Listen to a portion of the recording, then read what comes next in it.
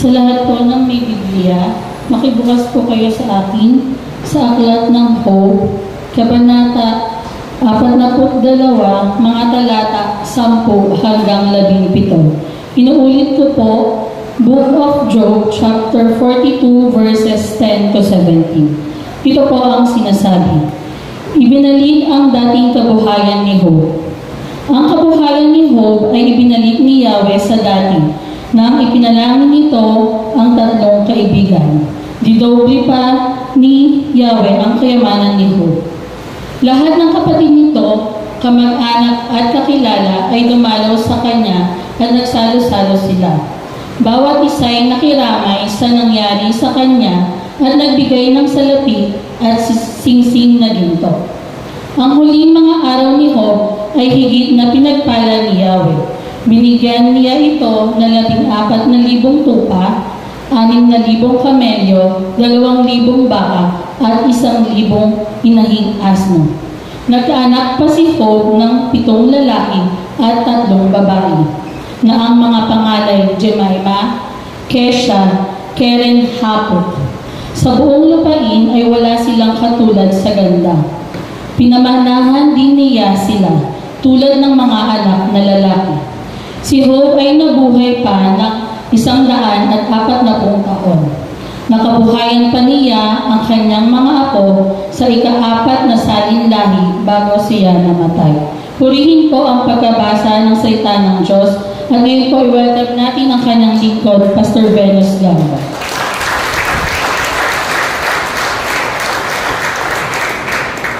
Good morning. Yung Dines, sumigaw ng hallelujah. Hallelujah! Let us pray. Ang Diyos, makapangyarihan sa lahat. Tunay nga po, naramdam namin ang iyong kapangyarihan sa aming buhay. Dahil po ang Diyos na buhay mula noon hanggang ngayon. Pinagmamalaki ka po namin sa aming buhay sapagkat apart kami, Lord, we can do nothing.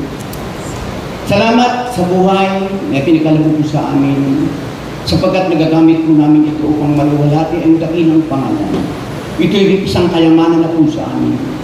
At salamat sa oras nito. We pray, Father God, ng lahat ng narito ngayon na makikinig ng iyong mga salita, pagpalain mo na sila, Panginoon, sa pangalan ni Jesus. At maging nasa tahanan na nanonood ng live video namin, ibis mo sila, Panginoon. Lord, sa oras na ito, matanyag, matanghal, may pagmalaki, may pagmayabang ang iyong kabutihan sa bulwalang ito. Sa pangalan ni Jesus, ang lahat ay magsabi namin. Amen. Okay.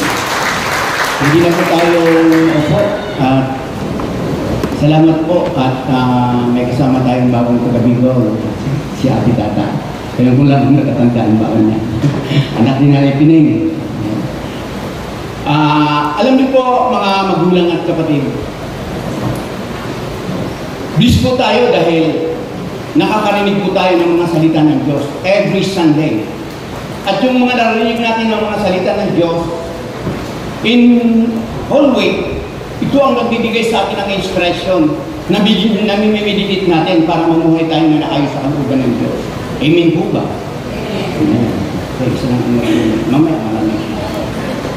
Okay, sa Bible reading po natin, ipinakita po ng Diyos ang kabutihan sa buhay niyo. At hindi lingid sa ating lahat na ang buhay ni Job, ang Book of Job, yung buong chapter, 42 chapters ito, nagbibigay po sa atin ito ng inspirasyon. Amen!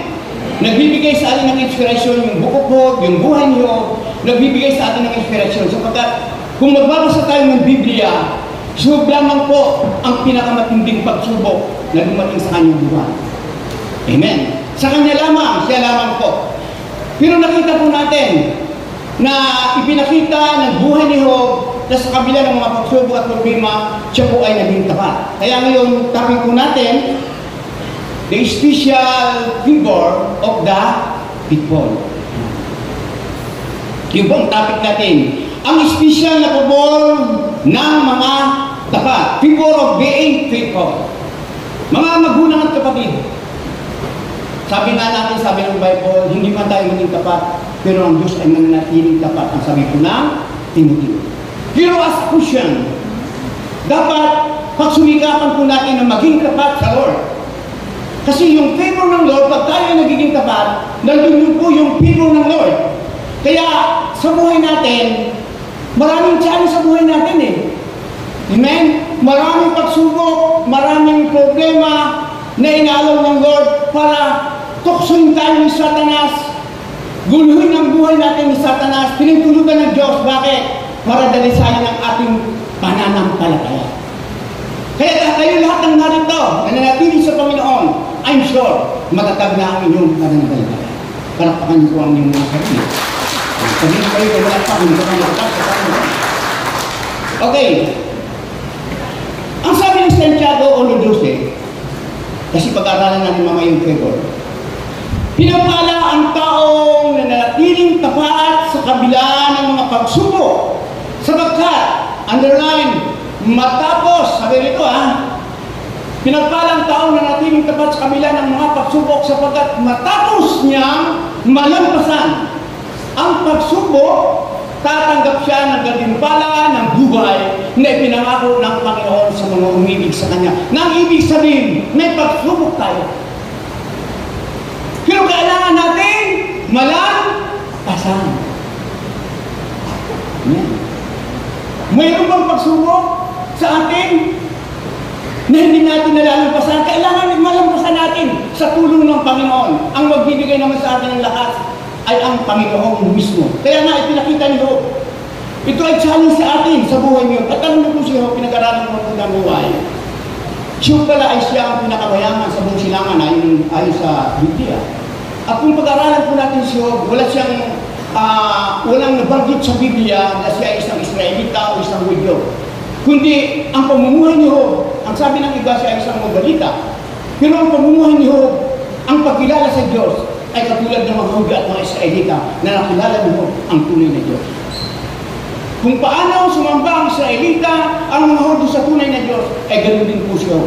Kaya nga ipinapakita sa atin dito, pinagpala ang taong na natiling tapat sa kabila ng mga pagsubok, sapagkat matapos niyang malampasan ang pagsubok, tatanggap siya ng gantimpala ng buhay na ipinangako ng Panginoon sa mga umibig sa Kanya. Maraming pagsubok sa atin, maraming challenge sa atin. Sa salapi, sa tukso, at iba-iba pa. Ang gusto ng Diyos, maging tapat tayo. Tapat tayo sa mga pagsubok na ating hinaharap para bigyan tayo ng pabor ng Panginoon. Marami kahit sa katrabaho mo, may mga kustudyan na kailangan ka ng kasama sa pamilya mo, sa pagkakatao natin, marami. Pero alam niyo po, sabi rito, ang tema po natin, faithfulness in the face of adversity. Katapatan sa harap ng kahirapan. Kasi itong pinakamahirap na ikaw ay magiging tapat na. Katulad niyo, na pag nasa harap na ang problema, matinding problema, kaya mo pa bang malagpasan? Kaya mo pa bang harapin? Pero ang katapatan ni Job, yun po ang nagbigay ng Lord sa Lord upang magkaroon siya ng favor. Kasi ang akala natin ang kayamanan ay sa salapit lang, hindi po. Mamaya na pag-aralan natin yung tunay na kayamanan ng favor ng Lord sa buhay niyo. Okay. Di ba, madali lang malagpasan ang mga problema. Ano po sa publika? May nakita ko sa Facebook pinabilang ng pera ng amo Binawasan ng 10,000. Tapos sumunod naman, pinabawasan naman ng 10,000. Kasi mahabang kwento yun. Pero yung bakit hindi niya binawasan, naging tapat na. Tinas siya. Bigyan siya ng favor sa pananalapiin niya. At marami din sa buhay natin. Naging tapat siya sa pamilya niya. Dahil naging tapat siya sa pamilya niya, pinagyaman siya ng Lord. Ganun favor. May favor rin may ganun banda. Pero kayo, ito ibang klase. Halos ibagsak na ng langit kayo ang lahat ng pagdarusa nandoon. Okay. Sabi dito sa number 1. Okay. Faithfulness commands God's protection and provision. Nakita po natin na hinarap niyo ang mga pagsubok ng may katapatan. Namatay ang kanyang mga anak, nawala ang kanyang kayamanan, iniwan siya ng mga mahal niya sa buhay at matinding karamdaman. Ito ang matinding karamdaman. Pero titingnan po natin sa ating pag-aaral sa salita ng Diyos na magbibigay sa amin, hamon sa atin. Kasi minsan, di ba, pag nagkakaroon tayo ng problema, hindi mo na masyadong malaki, ang dami na natin reklamo sa Lord. Amen. Nawawala na tayo sa buhay ng Panginoon. At kung sino-sino pa ang sinisisi, pero kung may dapat tayong sisihin, pag tayo ay bumagsak, mawala sa Panginoon, ang sarili natin kasi. Amen. Kasi tayo nagdadala ng ating pananampalataya, hindi naman yung katabi mo. Yung katabi mo gagamitin. Tingnan yung katabi mo. Yung katabi mo ang gagamitin para iksalis ang iyong pananampalataya. At ang Diyos ang magbibigay sa iyo ng lakas para mapagtagubayan ito. Kaya pag ikaw ay naging tapat, may favor ang Lord, pagpapalain ka po ng Panginoon. Yun po, sabi nito, faithfulness commands God protection and provision. Alam niyo po, itong si Job, nung hindi pa siya sinusubukan ng Panginoon, napakayaman niya rin.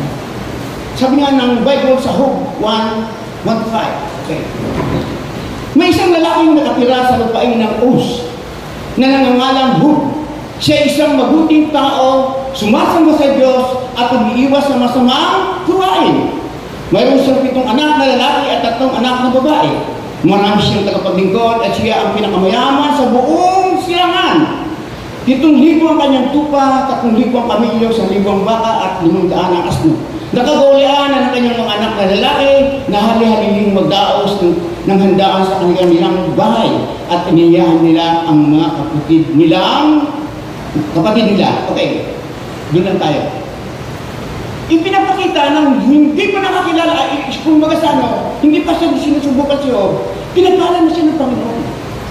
Di ba nung unang makakilala tayo sa Panginoon? Di ba biniblis ko tayo? Amen. Amen, hindi ka naman agad sinubukan eh. Nung unang makakilala tayo sa Lord, bilis tayo ng Lord. Pinagaling tayo sa sakit natin, ang daming blessing na dumating sa ating buhay.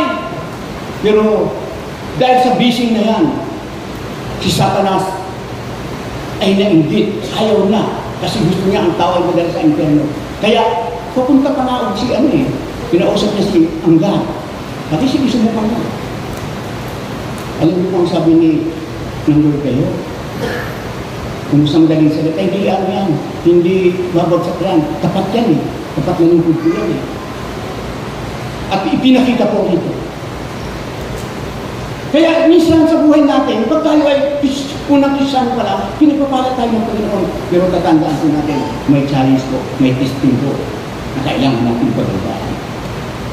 Katulad naman. Yun po, may protection and provision. Nakakantang ba natin ang protection and provision ng Lord? Doon sa huli, nakakantang nyo ba? Hanggang ngayon.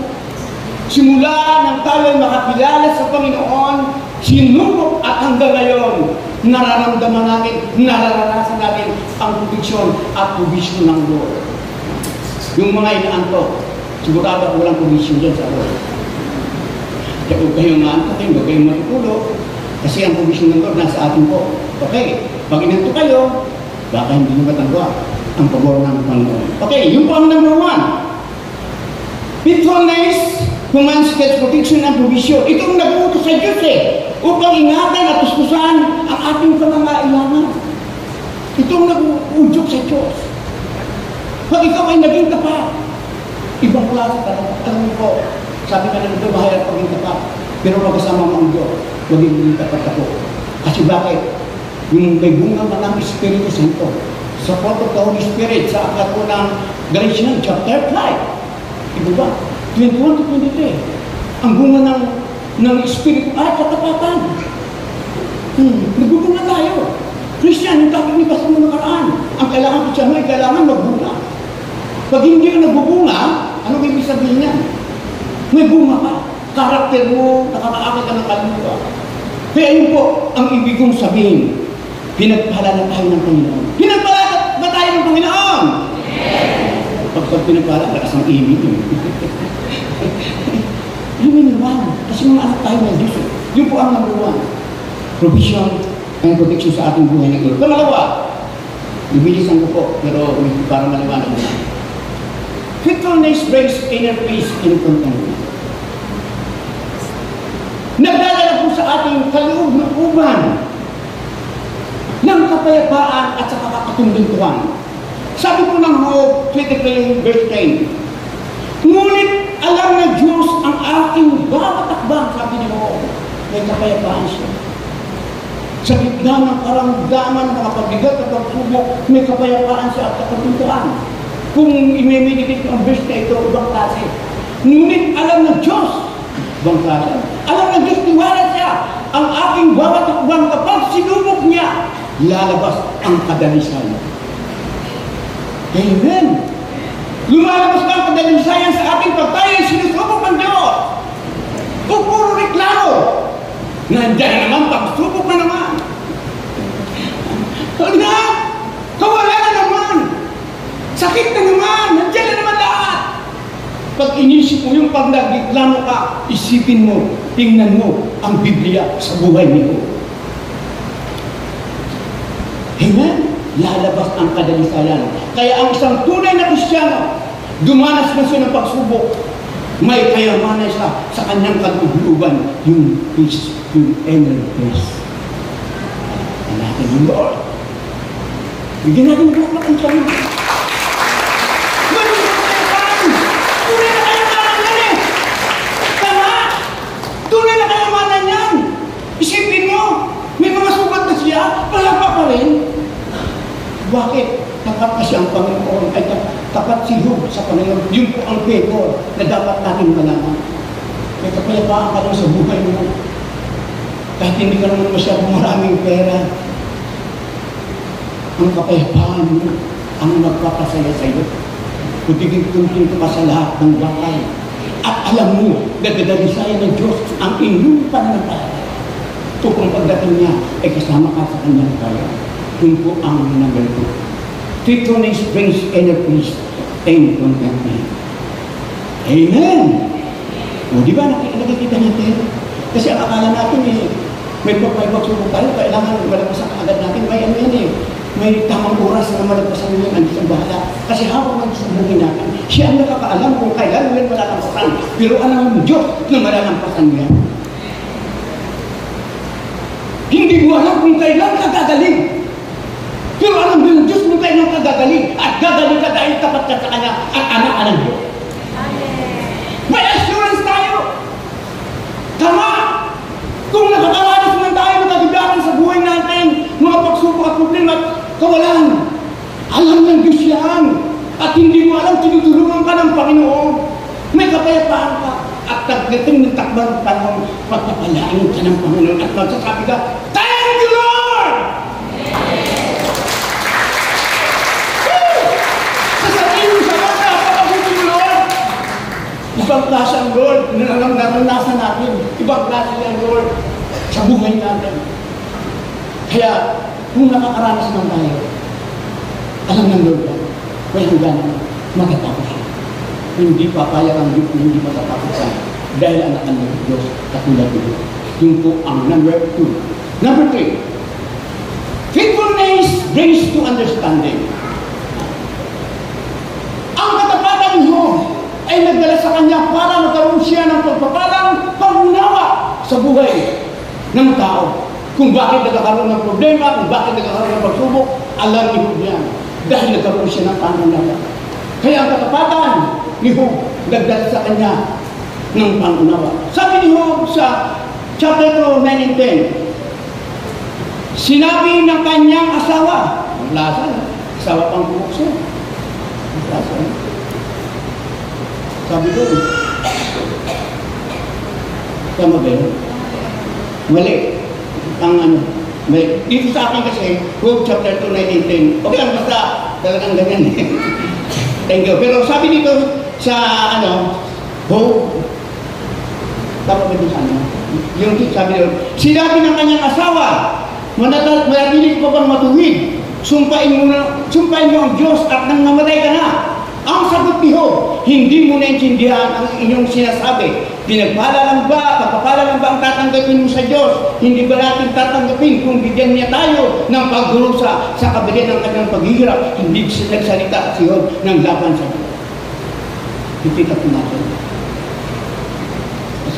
Umikip ako ng answer kasi nagkamali lang yung pero yun, naunawaan niyo ang buhay ng isang tao. Naunawaan ni Job na may paghihirap. Sabi nito, may paghihirap. Isipin mo asawa na, sumpain mo na. Siguro kung ikaw ay mahina o hindi ka tapat sa Panginoon, wala kang pananampalataya. Oo nga, namamatay na ako. Eh grabe na, sugat na. Grabe na. Halos magbabas na ang buto. Pero, natakso ba siya ng kanyang asawa? Hindi. Ano sabi niya sa kanyang asawa? Hindi mo naintindihan anong sinasabi. Hindi mo alam. Kaya kung may mga asawa tayo na naghahadang na pumunta sa kawain, sabihin mo, hindi mo handa kung yung sinasabi. Amen? Hindi mo alam anong sinasabi. Yun ang sabi. Oh. Sabi rito, hindi pa natin tatanggapin kung bigyan niya tayo ng pagdurusa sa kabila ng kanyang paghirap, hindi nagsalita siya ng laban sa Diyos. Hindi siya nagsalita ng laban sa Diyos. Kaya kung nakakaranas po tayo, huwag sayangin magsasalita ng negatibo sa Diyos. Kundi magpasalamat tayo sa Panginoon. And everything give thanks to the Lord. Amen. Dapat ang pananaw natin, yung outlook natin ay positive. Positive ang pananaw natin. Yung dalawang pagsubok, hindi natin, baka sabihin ng iba, baka wala natin ito. Mga pagsubok na yan. Okay, yun po. Faithfulness brings to understanding. Kaya nakikita natin bakit tayo naging ngayon. Ang iba rito, alam ko maraming problema. Ang iba rito may inidang sakit. Ang iba rito siguro nandito may iniisip na kung anong gagawin niya mamaya. Pero I'm sure, alam na Diyos siya. At mauunawaan mo kung bakit pinapahintulito ng Panginoon. Bakit? Parte na ng buhay natin. Parte na ng buhay natin. Yun po. Yun po ang number 3. Number 4. Faithfulness compels answers to prayer.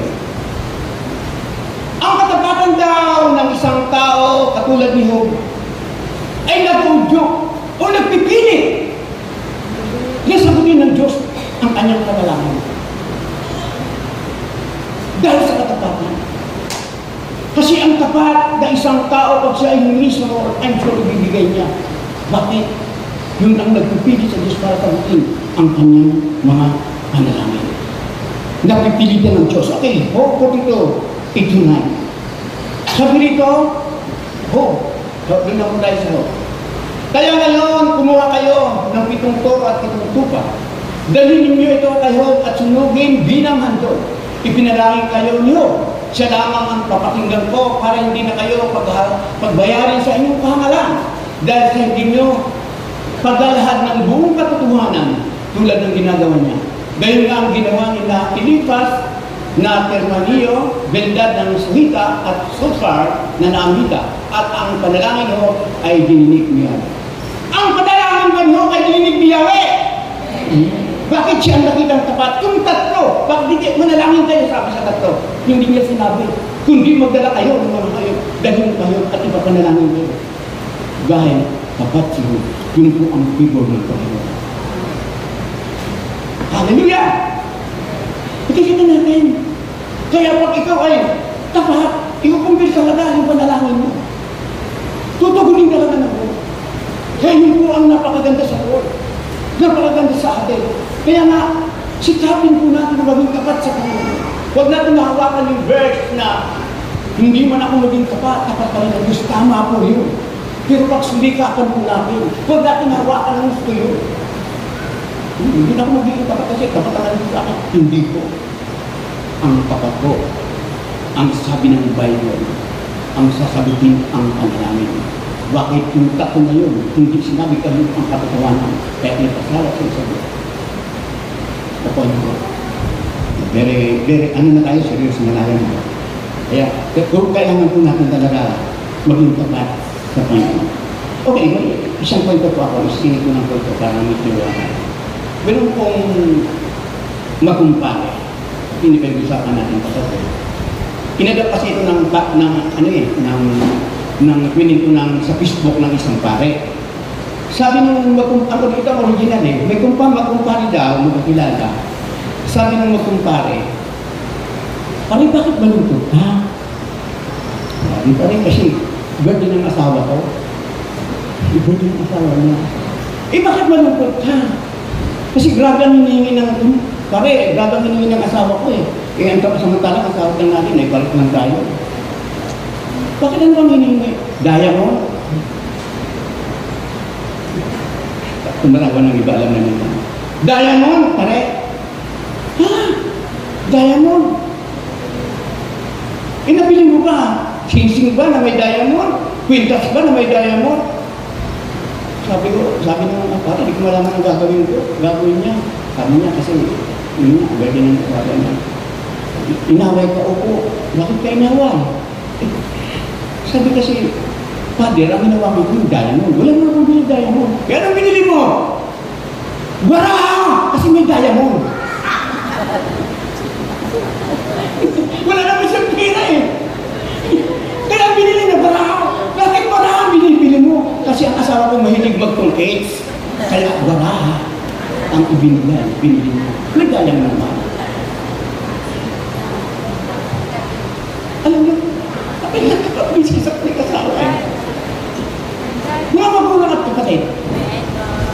Dahil di mawag sa isip kung dahil mo na yun. Faithfulness compels answers to prayer. Katulad mo. Number 5. Okay. Faithfulness bring honor, respect, and compels men to favor with God. Faithfulness brings honor, respect, and compels men to favor you. Sabi ng Bible sa Hope 42 verse 11, lahat ng kapatid nito, mga kamag-anak at kakilala ay dumalang sa kanya at nagsalo-salo sila. Bawat isa ay nakiramay sa nangyari sa kanya at nagbigay ng salapi at singsing ng ginto. Grabe ang favor mo. Amen. So favor lahat ng kapatid niya pumunta sa kanya. Binisita niya, kamag-anak at kakilala at dumalang sa kanya, nagsalo-salo sila. Kaya grabe ang pagpapala ni Hopo, ibinigay sa kanya, bring honor, respect, and compensation to people. Alam niyo, dito pa lang sa kuba, pag tayo nagiging tapat sa paglilingkod sa Panginoon, meron tayong pagpapala. Sa pagtuloy ka lang, pagtapat ka lang, may pagpapala na Pag nakita ka ng tao, natapat ka, pagpapalain ka ng tao. Ilirespeto ka ng tao. Pagtapat ka na naglilingkod sa Panginoon. Pero pag hindi ka tapat sa paglilingkod, balik ka doon sa nabasa natin. Kaya lahat ng kapatid niya, mga magulang at kapatid, yung po ang ipaabot sa ating kalitanan sa buhay natin. Hallelujah! Faithfulness bring honor, respect, and compensation to favor you. Sabi ng Hope 42:11, lahat ng mga kapatid nito, mga kamag-anak at kakilala ay bumalang sa kanya at nagsalo-salo sila bawat isa ay nakiramay sa nangyari sa kanya at nagbigay ng salapit at singsing na ginto. Grabe ang favor ng Lord. Pagtapat ka talaga, grabe ang favor ng Lord. Di mo alam. Kung saan ang gagaling yung biyaya na galing sa Diyos. Ako, hindi na kami. Biglang, Pastor, mag-blessing. Mga anak ko, magbibis sa'yo. Pag nagpupunta ka sa ibang lugar, halos wala kang gasolin. Figure ng tulpo. May mga ginagamit na tao. Kaya, nag-pray lagi sa ating buhay na maging papatay sa Panginoon. Sikatin ko natin maging papatay. Okay. Number 6. Faithfulness brings eternal joy. Pastor, ano ba yan? Pag ikaw ay tapat sa Panginoon, dadaling ka ng Diyos sa walang hanggang gantimpala. Minsan pag sinabi kasi natin, gantimpala ang Panginoon natin sa material na bagay. Pero iba po kayo. Iba po kayo yung gantimpala sa Kanya. In Hope chapter 19:27 to 25 to 27, binibitik ko po ito. Ngunit alam kong di natutulog ang aking tagapagligtas na magtatanggol sa akin pagdating ng wakas ng kaso. Napakadama ng kanyang sinabi. Pagkatapos nung naubos ito, aking bumibala. Bangsa siya. Bumibala. Makikita ko ang Diyos kahit naman ay magnas. Kung sinabibalit ang naama sa atin, ito naman. Kaya po, unawag na lang kami mo. Pero hindi naman nahanas. Siya'y aking namamasdan at mukha ang makikita. Siya'y makikilala nitong aking mga mata. Ang puso ko'y nanakabit na masdan ko siya. Matindi yung kaluban niya. Meron siyang tinatawag na eternal reward, walang hanggang kandimpala. Hindi sa lapi ang kanyang nakamtan, kundi yung kaligayahan na kahit may sakit siya, alam niya na makikita niya ang Diyos. Ibang klase. Sabi niya, kahit magnas, tayo, sumakit ang ngipin natin, nagmumura na tayo eh. Sumakit ang ulo natin kung ano-ano nang sinasabi natin. Lahat. Yung ibang klase niya. Bakit? Yung eternal reward. Kung nawag lang sa tabi. Mag-serious po ako sa sasabihin ko sa inyo kayo ngayon kasi napaka-ganda po ng mensahe ng Lord para sa atin.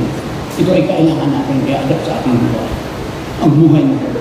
Siya dapat natin ang titingin para malagpasan natin ang ating mga problema at maging kapatalo sa Kanya. Ayun po, faithfulness bring eternal reward. Walang hanggang gantimpala. Alam niyo po mga kapatid, yung favor na binigay sa akin ng Lord, ulitin ko po.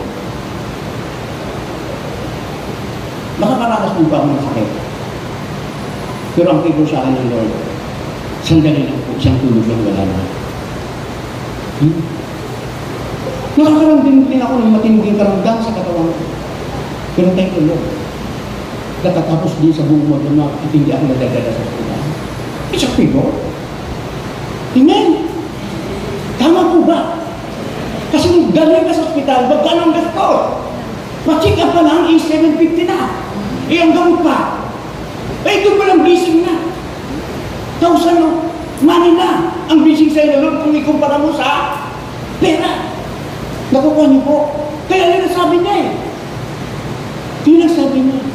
At alam niyo po mga magulang at panatong panahon, galing kami ng Baguio, kasama namin sila at yun sila, kilala maraming kami pumunta doon. Nung binisita po namin ang aking isang pastor, Pastor Ray, hindi ko alam na pinapin namin siya na pinuka namin. Pinapin namin si Pastor. Pumapalaga kami. Binulungan namin siya, sama kami na at disgrasya. Binulungan namin siya. At nakita ko namin bagamat siya ay parang kumatos talaga eh. Gumaganyan na kamay niya. Parang humingi siya ng sorry, nagtatapat siya, kumaganyan eh. At gusto ipigkas ng gano'n pa. Nakita namin kung may iluhan na dumadali sa kanyang pinaganyan namin, pinapray ko ng gano'n. E nung araw na yun, nabigla kay Ate Reyna. Sabi ni Ate Reyna, Pastor, isa ka sa nanitis ni Pastor Ding bago mamatay na mag-order sa burol niya at kayo ni Pastor Rex. Pero mahal pa sa Pastor niya. Ikinamagahan, magtatabel na kami. Pupunta kami ng Baguio kasi mag-aanak kami sa aking inaanak. Inaanak ko sa Binyag si BGNP, si Chris. At naka-schedule ng pasyan. Kasama ko mga iba kong anak, pumunta kami doon. Yung ngayon, parang hindi ko na maisip. Parang gagawin ko. Pinakusap ko si Ate Tish, Garcia, tumawag sa aking pastor. Minsan lang ito mangyari. Pinak ko na yung ibang pasal. 12 o'clock. Siguro mga 12, mahigit, umalis na kami dun sa Baguio at umating kami rito. Mga 6 pasado ganyan. 7 o'clock ang gawain ko. Alam niyo kasi sa dalawang gabi namin doon, halos di ako makatulog. Kasi kahit magandang tulugan, iba pala talaga yung sarili mong bahay. Noon pa talaga, lambot yung kama eh. Maganda. Kaya lang bigyan. Kaya pag-uwi namin, nagabulak ng oras eh. Doon pa lang, alam niyo po ba, hindi alam ng marami. Habang nagkasalita kay Pastor Dane, may dala akong outline. Hindi ko na po gagamit yung outline ko. Iba na ang nararamdaman ko. May lumalabas na init. Mainit sa mata ko. Yung hininga ko parang natutuyo na. Hilo na talaga ako sa madaling salita. Pero hindi ko pinapahalaga. Sapagat alam ko, ang Diyos ay tutulungan ako. Bibigyan ako ng favor ng Panginoon. Sabi ko sa Jay, Jay, hatid ko na ako sa amin. Inakit ako sa Jay. Purihin ko ang Panginoon. Pagdating ko sa bahay, nahiga ako, pinuhumagahan, nakapagtrabaho ako. Purihin ko ang Panginoon. Minsan hindi natin nakikita ang maliit na bagay na pabor ng Diyos. Ang nakikita natin na pabor ng Panginoon na ikaw ay pinagyaman na.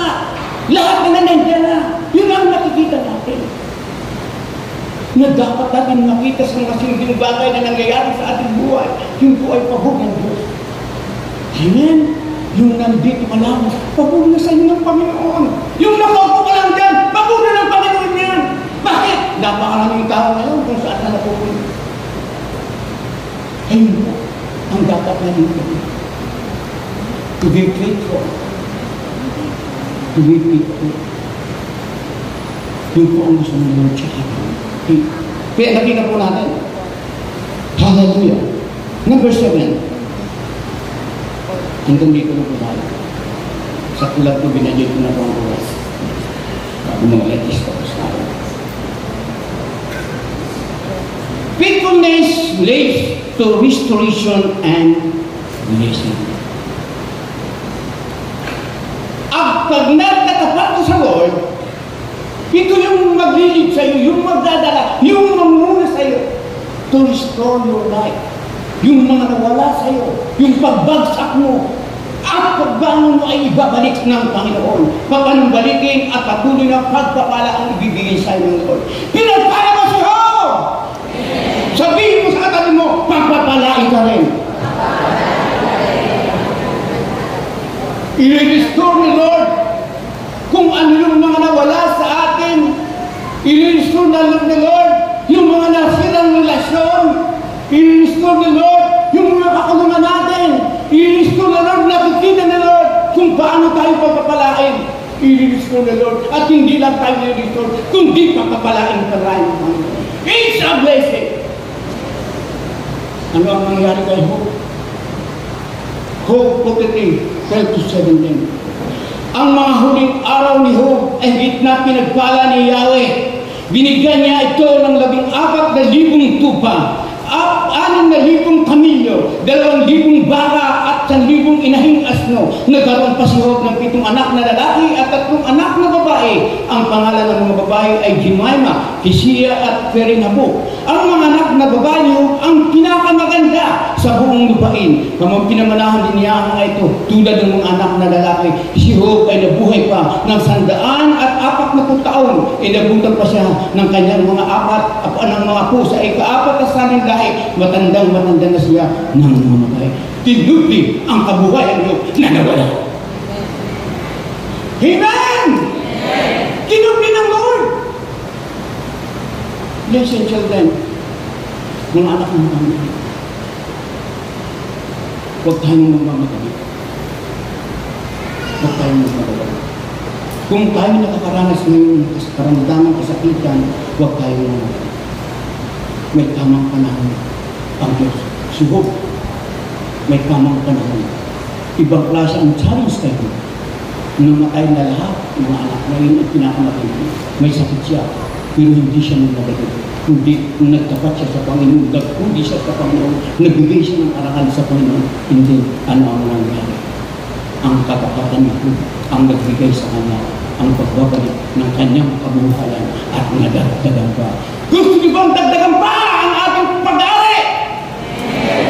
Wala naman ang pag-aari. Mayroon naman yung buhay natin pag-aari ko. Tama! Ibang klase. Nakita natin. Kaya, mga magulang at kapatid, may kanta diba? May bukas na tayong buhay. Amen! Huwag damdamin ang kasawian. Kabulit ko na ito. May bukas. Taas yun. Hindi ko kaya. May bukas pa sa iyong buhay. Kaya kailangan po natin mga magulang at kapatid. ang pananaw natin ay laging positibo. Maging positibo ang ating mga isip. Mga magulang ang sabi rito, sa Kawikaan 28:20, wala po doon. Ang taong tapat ay mananagana sa pagpapala. Amen. Sabi nga ng Awit 37 verse 25, mula sa pagkabata hanggang sa itumanda, wala siyang tao na nakitang nandilimot o nanginig. Diba? Sa taong tapat sa Diyos. Oh, yan. Yun na yun. Hindi nagpabaya. Taong tapat. Alam ko lang yung gusto hindi ko kaya sa ulo kasi si Pastor medyo ano na talaga eh. Pero ang mahalaga yung mensahe ng Bible. Ano kita ko sila binanap ko parang hindi naman siya nagimos eh. Nandun siya sa kalsada. Pero hindi siya sa nagsabi na, oh, bigyan niya ako dito. Kahit ikaw ay dumanas ng kahirapan, pagkalukha, pagkawalan, hindi ka bayaran ng Diyos. Ikaw ay bagsak ng tao. Ipapakita ng Lord, itataas ka ng Lord, pagpapalain ka ng Lord. Ang sabi ng Kawikaan, chapter 28:19, ang taong tapat ay iniligtas sa kapahamakan. Niligtas ba si Job sa kanyang kapahamakan? Iniligtas po siya ng Lord. Kalakpan ko natin ng Lord. Hallelujah! Salamat Lord! Ngayon, anong dapat natin gawin sa mga aral na ating narinig ngayon? Anong dapat natin gawin? Hebrews 10:38. Sa ibang salin, yung matuwid, tapat po yan sa ibang salin. Ang matuwid kong lingkod ay nabubuhay sa pamamagitan ng pananampalataya. At ngunit kung siya'y katalikod, ano sabi? Hindi ko kaluludan. Sabihin mo sa katabi mo ngayon, pag mawala ka, pag tumalikod ka, hindi ka luludan ng Panginoon. Amen! Huwag tatalikod kahit ano ang mangyari. Kahit na good kind of faith! Amen! Mararanasan natin ang pagpapala at ang restoration ng Lord katulad niyo. Kaya mga magulang at kapatid, ito yung pag-aaral natin. This special favor of the faithful commands God's protection and provision, inner peace and contentment, brings to understanding, compels answers to prayer, brings honor, respect and compels men to honor you, brings eternal reward, leads to restoration and blessing.